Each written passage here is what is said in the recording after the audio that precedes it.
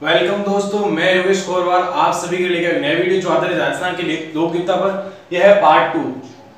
मैंने डिस्क्रिप्शन में नीचे पार्ट 1 का वीडियो लिंक दे दिया है, तो आप वहां से पहला लोक देवता पार्ट 1 आप देख लें। तो आज हम चर्चा करेंगे लोक देवता पार्ट 2 पर। तो दोस्तों देखिए, आज का जो टॉपिक होगा वो हमारे पंचवीर। 3 पंचवीर मैंने कल कंप्लीट करा दिए थे, तो आज जो 2 बाकी है उनके बारे में चर्चा करेंगे पहले। और यदि आप मेरे चैनल पर नए हैं तो चैनल को सब्सक्राइब करना ना भूलें और बेल आइकन पर क्लिक कर दें ताकि आपको नए वीडियोस के अपडेट जल्दी मिलते रहे। तो आइए दोस्तों, हम बात करते हैं राजस्थान के लोक देवता।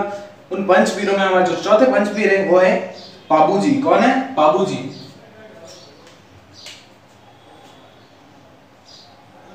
कौन है? पाबूजी। तो हम चर्चा करेंगे पाबूजी के बारे में।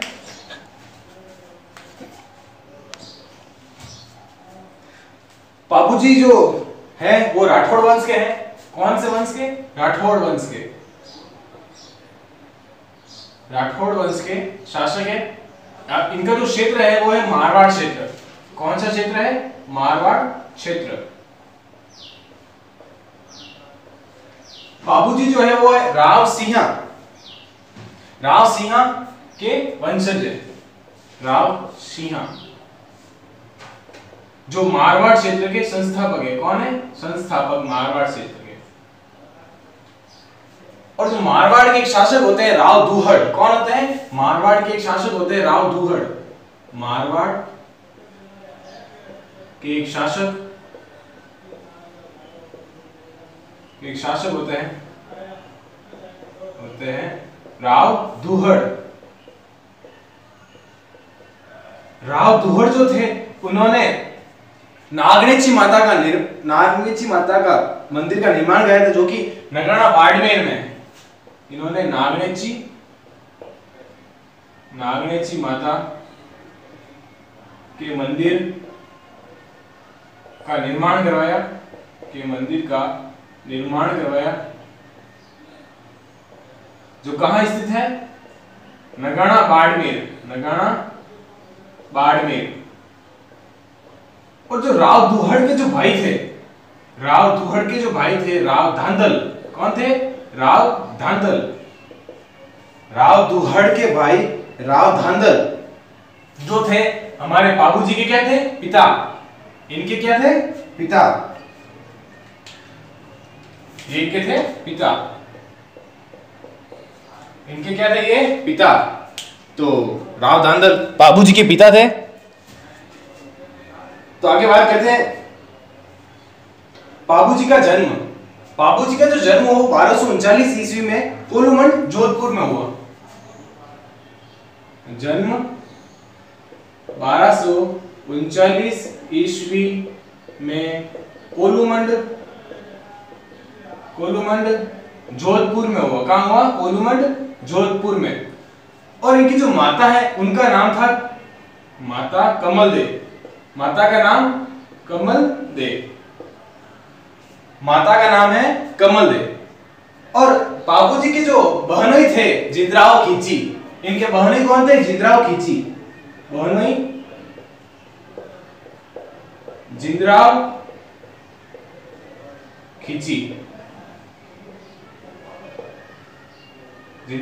खींची इनके बहनोई थे, जो कि कहां के थे? जायल नागौर के। जो कि जायल नागौर के थे। और बाबूजी के कोलूमंड जोधपुर के क्षेत्र में ही एक महिला रहती थी जिसका नाम था देवल चारणी। क्या नाम था? देवल चारणी। ये कोलूमंड जोधपुर में निवास करती थी। देवल चारणी के पास एक अत्यंत आकर्षक घोड़ी जिसका नाम था केसर कालमी। अत्यंत आकर्षक घोड़ी थी। इसका नाम क्या था? केसर कालमी। उसकी चाल पर सभी लोग मोहित थे। उसका नाम था केसर कालमी। दिखने में अत्यंत सुंदर और आकर्षक। तो एक मिनट पहले मैं इसे मिटा दूं, उसके बाद बताऊंगा आपको। केसर काल में घोड़ी से संबंधित क्वेश्चन आ सकता है कि ये किसकी घोड़ी थी? देवल चारणी की। किसकी थी? देवल चारणी की।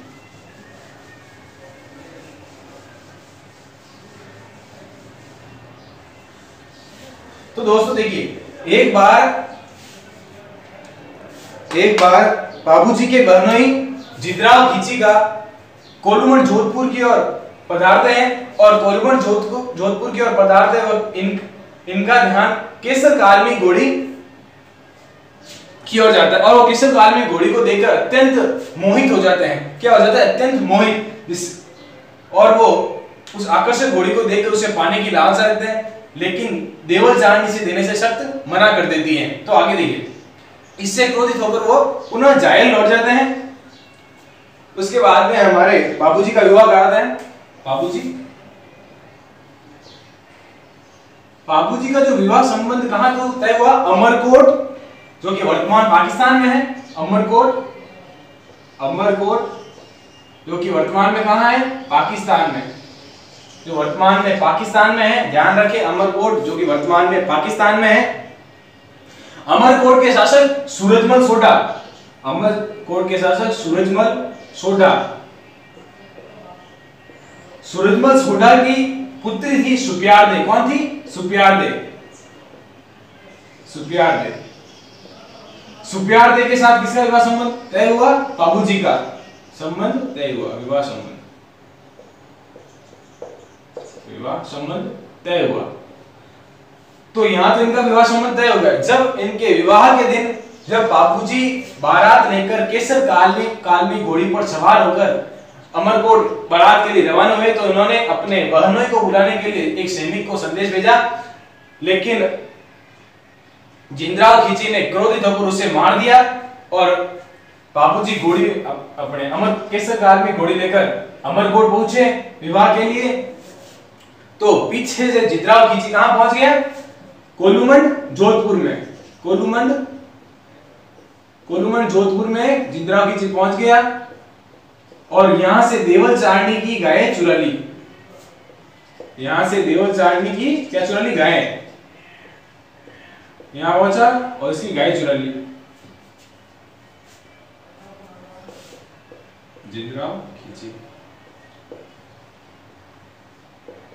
जिद्राव खींची कहां पहुंच गया? कोलुमन जोधपुर में। और देवल चारणी की क्या चुरा ली? गायें चुरा ली।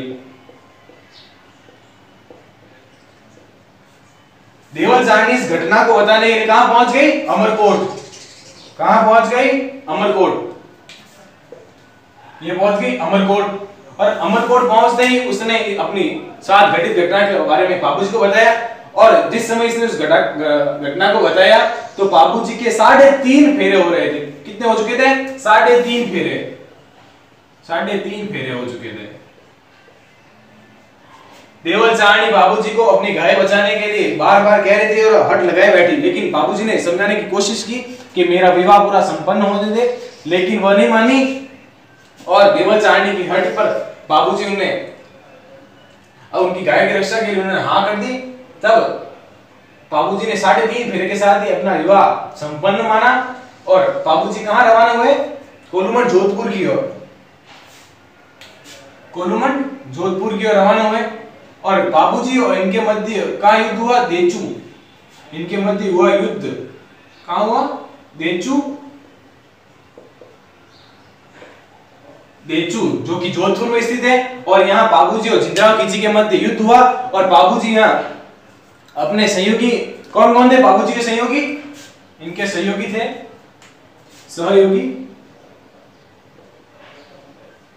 बाबूजी के सहयोगी कौन थे? हरमल, चांदा और दामा। ये इनके क्या थे? सहयोगी।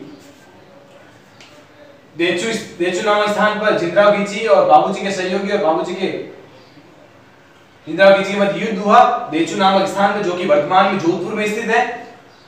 और इस युद्ध में गायों की रक्षा करते हुए बाबूजी वीरगति को प्राप्त हुए।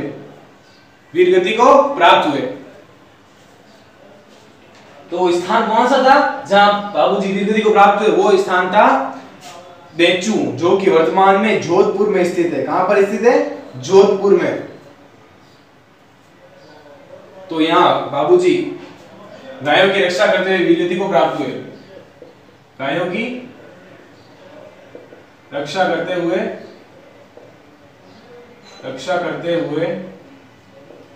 वीर गति को प्राप्त हुए। वीर गति को प्राप्त हुए। दोस्तों एक बार मैं कह रहा हूं कि यदि आप मेरे चैनल पर नए हैं तो चैनल को सब्सक्राइब जरूर करें और बेल आइकन पर क्लिक कर दें ताकि आपको मेरे नए वीडियोस के अपडेट जल्दी ही मिलते रहे। और आप पार्ट 2 से पहले पार्ट 1 जरूर देखें ताकि आपको पांचों पंचवीर आराम से याद हो। और वीडियो को लाइक, कमेंट और शेयर करना ना भूलें। तो देखिए आगे, तो हमारे बाबूजी का जो मुख्य मंदिर है वो कोलूमंड में है। मुख्य मंदिर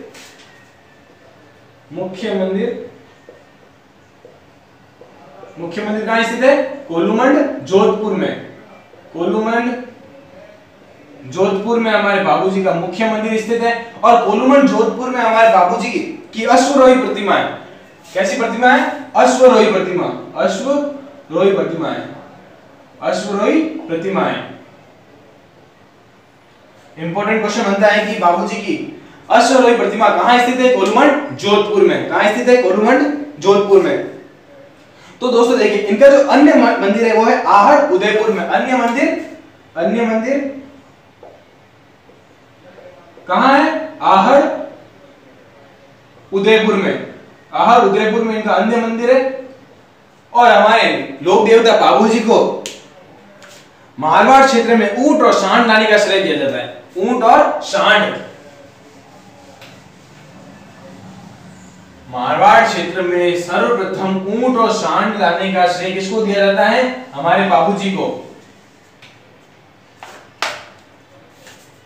मारवाड़ क्षेत्र में सर्वप्रथम बार ऊंट और सांड लाने का श्रेय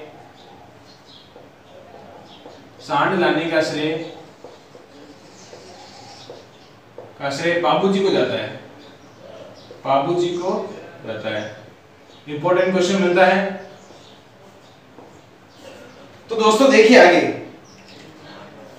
तो ऊंट और सांड की जो इन्हें पालने वाली जो जाति वो कौन सी है? राइका और रेबारी।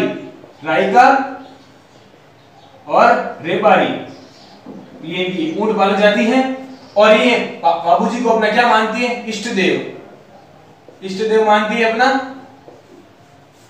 तो देखिए आगे दोस्तों, इनके अलावा जो नायक और भील जाति के जो लोग हैं वो भी बाबूजी को अपना लोक देवता मानते हैं। सॉरी, इष्ट देव मानते हैं। क्या नायक और भील जाति के लोग बाबूजी को अपना इष्ट देव मानते हैं। और राइका रेबारी लोग भी अपना इष्ट देव मानते हैं इन्हें।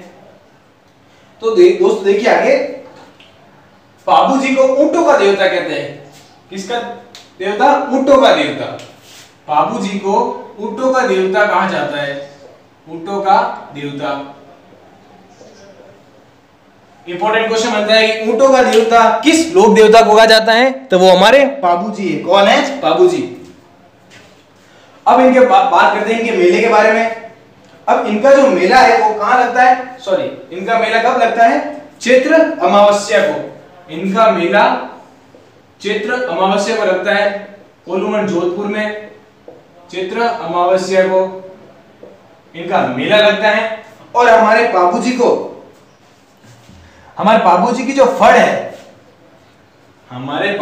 जो फड़ है उनका जो वाचन करते हैं जो भूपे होते हैं वो नायक और भील जाति के होते हैं। बाबूजी की फड़ का वाचन जो भूपे करते हैं, बाबूजी की फड़ का वाचन करने वाले नायक व भील जाति के भोपे होते हैं। नायक और भील जाति के भोपे होते हैं। भील जाति के भोपे होते हैं। इंपॉर्टेंट क्वेश्चन बनता है कि बाबूजी की फड़ का वाचन कौन सी जाति के भोपे करते हैं? नायक और भील जाति के। और बाबूजी की फड़ के वाचन करते समय एक वाद्य यंत्र का उपयोग किया जाता है वो वाद्य यंत्र कौन सा है? रावण हत्ता वाद्य यंत्र। कौन सा वाद्य यंत्र? रावण हत्ता वाद्य यंत्र। रावण हत्ता, रावण हत्या नहीं, हत्ता है, रावण हत्था वाद्य यंत्र। इसका उपयोग किया जाता है बाबूजी की फड़ का वाचन करते समय। और वाचन कौन करता है? नायक और भील जाति के भोपे।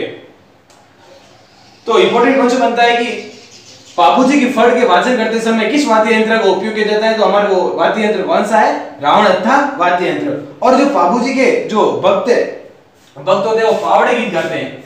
फड़ के वाचन के साथ ही कौन से गीत गाते हैं? पावड़े गीत गाते हैं, पावड़े गीत गाते हैं। और माट वाद्य यंत्र का उपयोग करते हैं, माट वाद्य यंत्र का, वाद्य यंत्र का।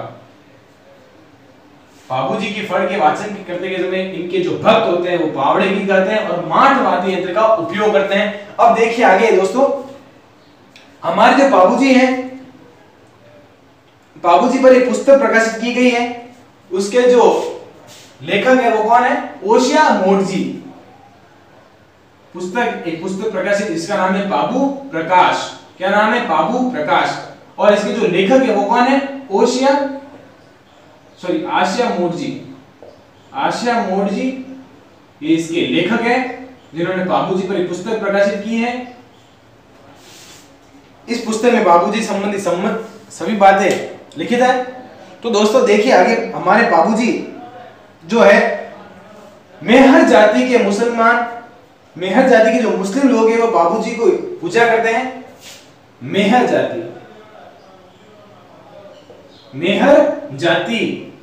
के मुस्लिम संप्रदाय के लोग बाबूजी की पूजा करते हैं। वे इन्हें बाबू पीर भी कहते हैं, बाबूजी की पूजा करते हैं।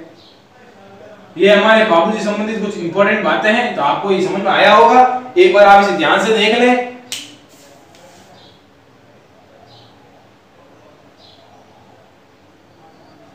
और हमारे बाबूजी से एक इंपॉर्टेंट बात आती है कि बाबूजी को प्लेग रक्षक देवता कहते हैं। क्या कहते हैं? प्लेग रक्षक देवता। हमारे बाबूजी को प्लेग रक्षक देवता कहते हैं। यहां लिख देता हूं, प्लेग रक्षक देवता किसे कहते हैं? हमारे बाबूजी को क्या कहते हैं? प्लेग रक्षक देवता। प्लेग रक्षक देवता कौन है? हमारे बाबूजी। तो ये हमारे बाबूजी संबंधित कोई इंपॉर्टेंट बात है। तब अगली बात करते हैं हमारे रामदेव जी के बारे में। किनके बारे में? रामदेव जी के बारे में। तो दोस्तों देखिए आगे, जो हमारे अगले जो लोक देवता है वो हमारे रामदेव जी है। कौन है? रामदेव जी।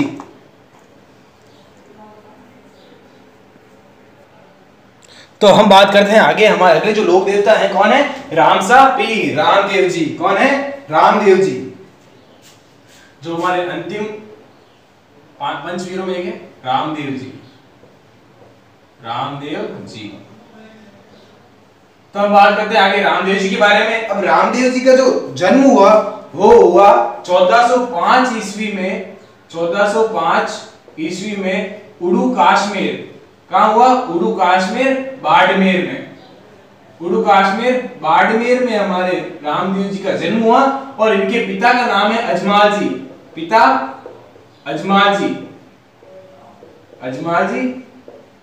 और माता का नाम है मेणा दे। क्या नाम है माता का? मेणा दे। इनका जन्म 1405 ईस्वी में उड़ू कश्मीर में हुआ। इनकी माता मेणा दे और इनके जो गुरु थे उनका नाम बालीनाथ जी है। क्या नाम है? बालीनाथ जी। गुरु बालीनाथ जी, बालीनाथ जी। और ये जोधपुर की मसूरिया पहाड़ी में, ये मसूरिया पहाड़ी में निवास करते थे। मसूरिया पहाड़ी जो कि जोधपुर में है, मसूरिया पहाड़ी। तो देखिए दोस्तों आगे, हमारे जो रामदेव जी हैं उनका विवाह नेतल दे के साथ हुआ। इनकी पत्नी कौन है? नेतल दे। नेतल दे, पत्नी नेतल दे। और इनके जो बड़े भाई है, इनके बड़े भाई कौन है? वीरन देव। कौन है? वीरन देव। और इनकी जो बहन है उनका नाम क्या है? सुगुणाबाई। इनकी बहन सुगुणाबाई, बहन सुगुणाबाई। और इनकी एक धर्म बहन थी, कौन थी? डालीबाई। इनकी एक धर्म बहन थी जिनका नाम था डालीबाई। और हम बात करते हैं रामदेव जी का जो मेला लगता है, रामदेव जी का जो मेला लगता है वो भाद्र शुक्ल द्वितीया से मेला रुणेचा में लगता है। भाद्रपद शुक्ल द्वितीया से, भाद्रपद शुक्ल द्वितीया से एकादशी तक हमारे रामदेव जी का मेला लगता है और रुणेचा में लगता है। और भाद्रपद शुक्ल द्वितीया को हम क्या कहते हैं? बाबेरी बीज, बाबरी बीज। तो दोस्तों देखिए आगे, हमारे जो रामदेव जी ने जो भैरव राक्षस का वध किया था, हमारे रामदेव जी ने भैरव राक्षस का वध किया था जो कि पोखरण में रहता था, भैरव राक्षस। और पोखरण पर इनके पिता अजमाल जी शासक थे, इनके पोखरण। और पोखरण में हमारे रामदेव जी ने भैरव राक्षस का क्या किया? वध किया। भैरव राक्षस का वध किसने किया? रामदेव जी ने। और रामदेव जी के बारे में बात आती है कि रामदेव जी ने रुणेचा बसाया। रामदेव जी ने रुणेचा बसाया और यहाँ रुणेचा बसाया और यह राम सरोवर तालाब बनाया। और यहाँ राम सरोवर तालाब बनाया, तालाब बनवाया। इसलिए हमारे रामदेव जी को क्या कहते हैं? रुणेचारा धनी। क्या कहते हैं? रुणेचारा धनी, रुणेचारा धनी, रुणेचारा धनी। कौन है? हमारे रामदेव जी। तो अब बात आती है कि इनके रामदेव जी को एक उपाधि दी गई, सांप्रदायिक सौहार्द के देवता। क्या कहते हैं? सांप्रदायिक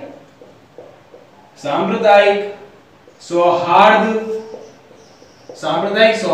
के देवता, सौहार्द के देवता। कौन है वो? वो हमारे प्रिय रामदेव जी हैं।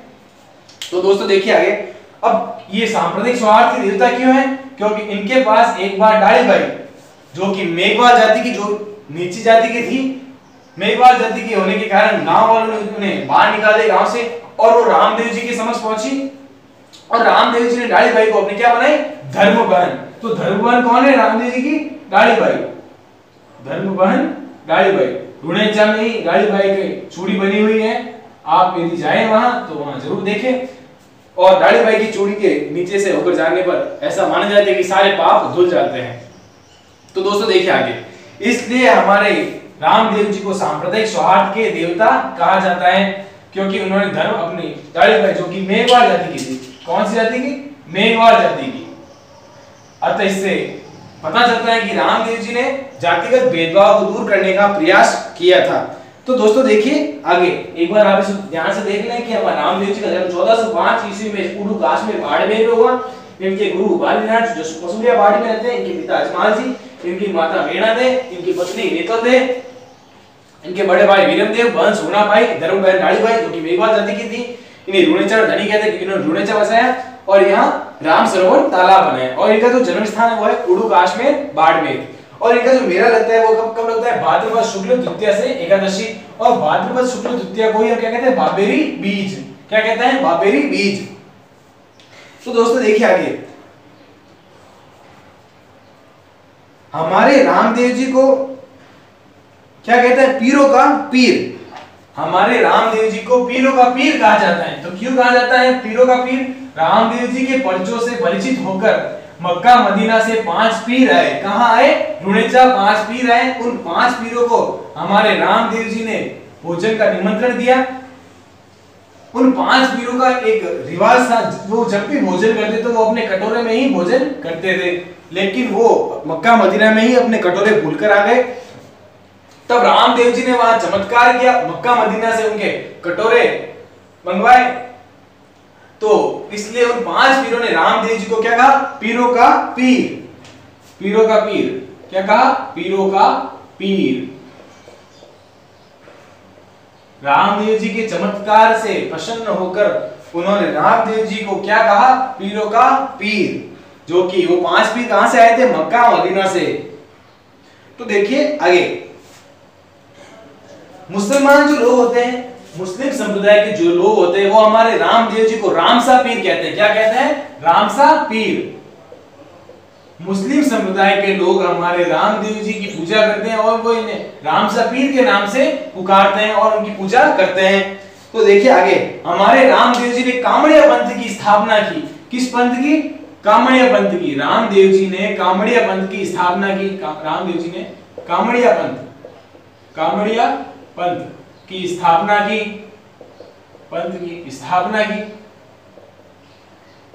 हमारे रामदेव जी ने कामड़िया पंथ की स्थापना की।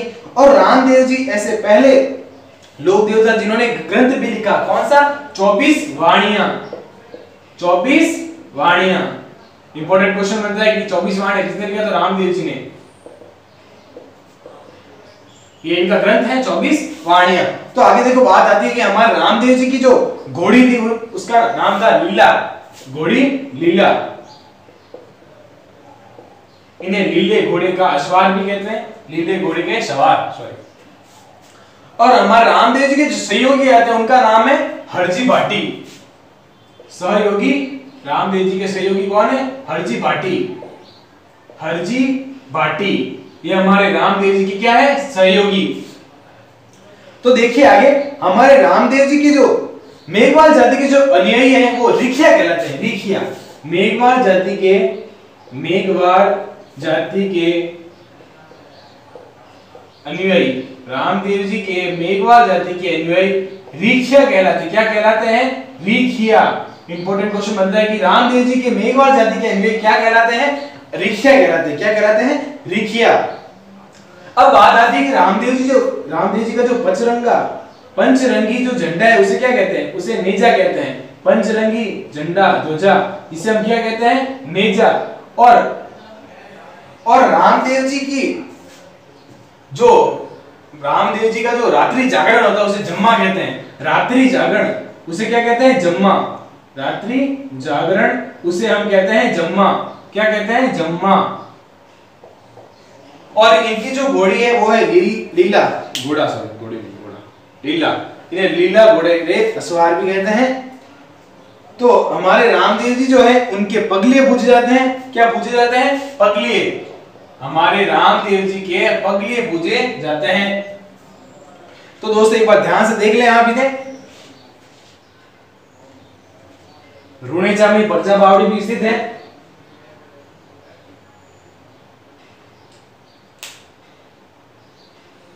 और एक इंपॉर्टेंट बात आती है कि रामदेव जी ने जो कामड़िया पंथ की स्थापना की थी, रामदेव जी ने जो कामड़िया पंथ की स्थापना की थी, और कामड़िया पंथ में कामड़िया जाति, जब रामदेव जी का जब मेला लगता है जब रामदेव जी का मेला लगता है तो कामड़िया जाति के लोग 13 तारीख, कामड़िया जाति की महिलाएं, कामड़िया जाति की महिलाएं, कामड़िया जाति की महिलाएं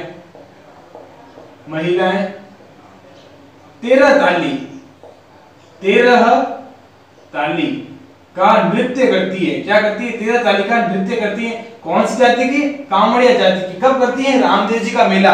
और ये मेला कब लगता है? भाद्रपद शुक्ल द्वितीया से एकादशी तक। भाद्रपद शुक्ल द्वितीया को हम बाबरी बीज कहते हैं। और हमारे बाबा रामदेव जी को क्या कहते हैं? रुणेचारा धनी, सांप्रदायिक सौहार्द के देवता, रामसा पीर, पीरों का पीर। इनके सहयोगी कौन है? हरजी पाटी। रात्रि जागरण जम्मा, पंचरंगी ध्वजा नेजा, और मेघवाल जाति के अनुयायी इनके रिखिया कहलाते हैं। 13 ताली का नृत्य कामड़िया जाति की महिलाएं 13 ताली का नृत्य करती हैं। कब करती हैं? इनके मेले के समय। और इन्होंने कामड़िया पंथ की स्थापना की और इन्होंने एक ग्रंथ लिखा, उसका नाम है 24 वाणियां। क्या नाम है? 24 वाणियां। और इन्होंने कामड़िया पंथ की स्थापना की। इन्हें पीरों का पीर, रामसा पीर कहते हैं। और इन्हें इनके पगलिए पूजे जाते हैं। इनके क्या पूजे जाते हैं? पगलिए। तो दोस्तों हमने इस वीडियो के अंदर 5 पीर कंप्लीट कर दिए हैं। पार्ट 1 के अंदर मैंने 3 पीर कंप्लीट कराए थे और इसके अंदर मैंने 2 पीर कंप्लीट करा दिए हैं। तो ये हमारे 5 पीर हो चुके हैं। तो हम अगले जो हमारे जो लोक देवता हैं वो है हमारे मामादेव। कौन है? मामादेव। तो हम चर्चा करेंगे मामादेव के बारे में। तो दोस्तों देखिए हमारे जो लोक देवता कौन है, छठे जो लोक देवता है वो हमारे मामा देव, मामा देव, मामो साहब आओ जी, जो हमारे मामा देव है। अब जो हमारे मामा देव के बारे में जो बात आती है वो आती है कि हमारे जो मामो साहब का जो मंदिर होता है वो मंदिर नहीं होता है, इनकी गांव के बाहर क्या होती है, तोरण की पूजा की जाती है। किसकी पूजा की जाती है, तोरण की। हमारे मामो साहब बाबूजी जो है इनका मंदिर नहीं होता है, इनके तोरण की पूजा की जाती है। वो भी कहां स्थित होता है, गांव के बाहर, गांव के बाहर, गांव के बाहर इनके तोरण की पूजा की जाती है, इनके तोरण की पूजा की जाती है, पूजा की जाती है। इनका मंदिर नहीं होता है, इनका मंदिर नहीं होता है। और इन्हें बरसात का देवता कहते हैं। क्या कहते हैं, बरसात का देवता। इन्हें बरसात का देवता कहते हैं, बरसात का देवता। ये हमारे मामा देव से संबंधित कुछ इंपॉर्टेंट बातें हैं। तो अगले देखिए हमारे जो अगले जो लोक देवता है वो है रूपनाथ जी। क्या नाम है, रूपनाथ जी। हमारे अगले जो लोक देवता है वो है रूपनाथ जी। कौन है, रूपनाथ जी। तो अब हम चर्चा करेंगे रूपनाथ जी के बारे में। इन्हें जोरडा जी भी कहते हैं, इन्हें जोरडा जी भी कहते हैं, इन्हें जोरडा जी भी कहते हैं। और ये रूपनाथ जी जो है वो हमारे बाबूजी के भतीजे हैं। कौन है, बाबूजी के भतीजे। ये बाबूजी के भतीजे हैं। कौन है, रूपनाथ जी, बाबूजी के भतीजे। कौन है, रूपनाथ जी, जिन्हें जोरडा जी भी कहते हैं। ये बाबूजी के भतीजे हैं जिन्हें जोरडा जी या रूपनाथ जी भी कहते हैं। और इन्होंने जिंदराव खींची को मार दिया। जिंदराव खींची का वध किसने किया था, रूपनाथ जी ने। जिंदराव खींची उन्होंने बाबूजी का बदला जिंदराव खींची को मार कर लिया। और इनका जो मुख्य मंदिर वो कहां आता है, कोलुमंड जोधपुर में। इनका मुख्य मंदिर कहां है, कोलुमंड जोधपुर में। मुख्य मंदिर कोलुमंड जोधपुर में इनका मुख्य मंदिर स्थित है, कोलुमंड जोधपुर में। तो दोस्तों देखिए आगे हमारे जो अगले जो लोक देवता है वो है खेतला जी। कौन है, खेतला जी। हमारे अगले जो लोक देवता है वो है खेतला जी। कौन है, खेतला जी। 8वें लोक देवता हमारे खेतला जी हैं। तो पहले आप एक बार रूपनाथ जी के बारे में देख लें। इनके जोरडा जी भी कहते हैं, बाबूजी के भतीजे हैं। और इनका मुख्य मंदिर कोलुमंड जोधपुर में स्थित है। अब हमारे खेतला जी का जो मुख्य मंदिर वो कहां स्थित है, सोनाड़ा पाली। पाली में इनका मुख्य मंदिर स्थित है, सोनाड़ा पाली। सोनाड़ा पाली में इनका मुख्य मंदिर स्थित है। और इनसे संबंधित एक इंपॉर्टेंट बात आती है कि ये जो हमारे खेतला जी हैं, यहाँ हकलाने वाले बच्चों का इलाज किया जाता है। हकलाने वाले बच्चों का इलाज कहाँ किया जाता है, खेतला जी के मंदिर। हकलाने वाले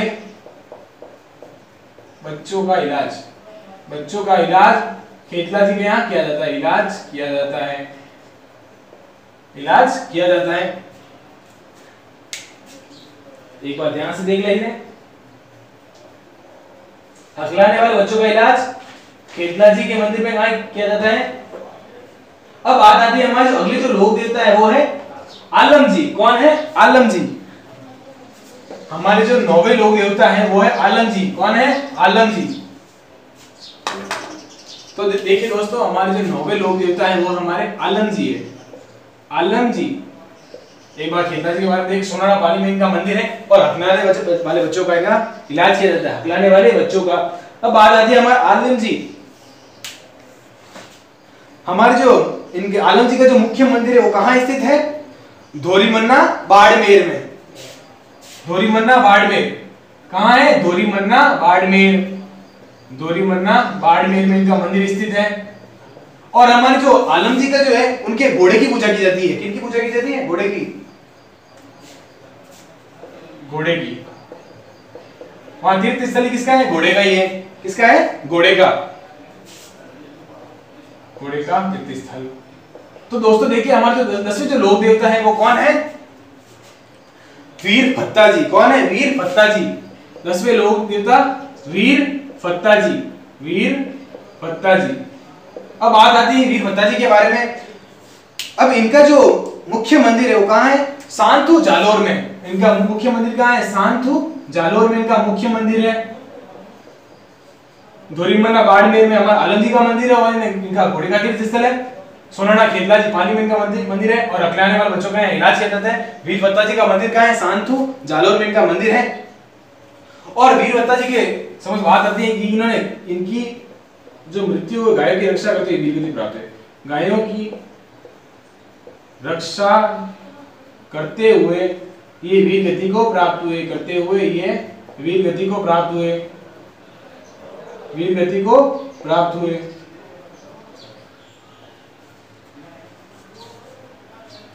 एक बार ध्यान से देख लें। तो दोस्तों आज के लिए बस इतना ही। यदि आप मेरे चैनल पर नए हैं तो चैनल को सब्सक्राइब करना ना भूलें और बेल आइकन पर क्लिक करें ताकि वो नए वीडियोस के अपडेट जल्दी मिलते रहें। और राजस्थान की लोक देवता पार्ट 2 से पहले आप पार्ट 1 जरूर देखें ताकि आपको पंचपीर, जो 3 पंचपीर मैंने पहले वाले वीडियो में कंप्लीट करा दिए हैं और इस वीडियो में मैंने 2 पंचपीर कंप्लीट कराए हैं। और इसके अलावा मैंने जो अन्य लोक देवता भी कंप्लीट करा दिए हैं। 10 लोक देवता हमारे पूरे हो चुके हैं। उसके बाद अगले वीडियो में बात करेंगे अगले लोक देवता की। तो अब मैं अपनी वाणी को विराम देता हूं। धन्यवाद दोस्तों, और वीडियो को लाइक, कमेंट और शेयर करना ना भूलें। ओके, धन्यवाद दोस्तों।